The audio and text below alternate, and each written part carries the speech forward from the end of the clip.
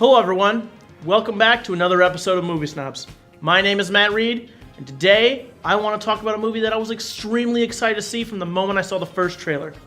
This time, I will be conquering Overlord. Before I go on, I do want to mention that this movie is still in theaters at the time I'm filming this, and it is rated R, so you have been warned for both spoilers and content.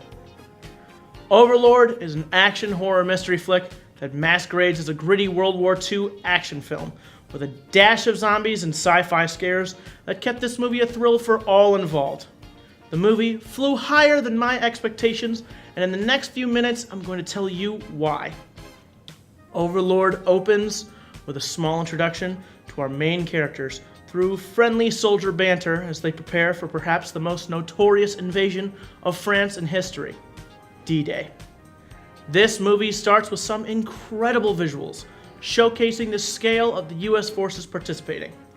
The visuals continue throughout the entire picture, not leaning on the more commonly used grayish tones for gritty war pictures, but instead, colorful palettes with darker lighting when necessary. Coinciding with the visuals was the musical score. The moments of tension and action and even horror are only as impactful as they are coupled with the music. Some of the scariest moments, I was on the edge of my seat hearing the backwards violin that just made me squirm, knowing that there was a horrific moment in tow, but not quite knowing what exactly to expect. The score also takes on the tension and the heat of battle, using a much more amped up set of drums and other instruments in order to push the conflict further, and this eliminates any impatience that I usually have during my watching of movies when they are trying to draw out a moment. The horror is something that I want to touch on in more depth. I usually don't go in for horror movies much. To me, they seem predictable and they tend to walk the same line of jump scares and horrific images.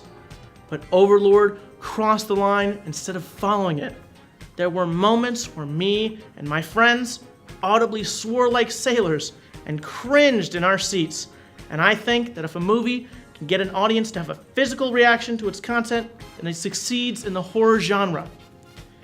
Another thing that I took note of in this movie was the excellent casting. When I was describing the movie to someone, spoiler free I might add, they asked who was in it, to which I replied with the fact that I simply didn't recognize anyone from this movie. Now, I have noticed that many people judge movies based on star power, at least before they actually see it. While I only actually ended up recognizing 2 people in this, the casting was still incredible.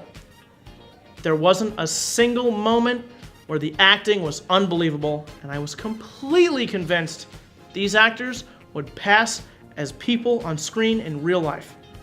The action is somewhat of a must for me to talk about at this point. And even though this was a horror movie, it never shied away from the powerful combat scenes. The action in this was enticing. There was never a dull moment, and the second that they got close to a drawn-out moment, something upsets the flow of the scene and keeps you on your toes. There were a few long, continuous shots which I am a huge fan of, and they were pulled off with style. The last part about this that stood out was the plot. The plot in this movie was littered with dangerous elements that easily could have been botched. Thankfully, they were pulled off, weaving together sci-fi and historic elements of the story that didn't leave behind too many plot holes so that they took away from the main saga's end. Now that I've gone into the detail about the positives of this movie, I will touch on the very few negatives of this movie to round out my review. The thing about this movie that I have mentioned before was some of the plot holes that they left off with. Sometimes things fell into place on sheer luck alone. Well, I've mentioned in previous reviews that I despise stories that do that. It wasn't that jarring that I had to stop myself from liking this one. Well, here we are at the end. Maybe not the end of World War II movies or zombie movies, but the end of my review. And in the end, I must give this a 9 out of 10. Overlord came, it saw, and it conquered as one of the overlords of my great movie list. If you have any questions or thoughts or differing opinions, feel free to let me know by tweeting me at ZTV Goofing Off using the hashtag MovieSnobs.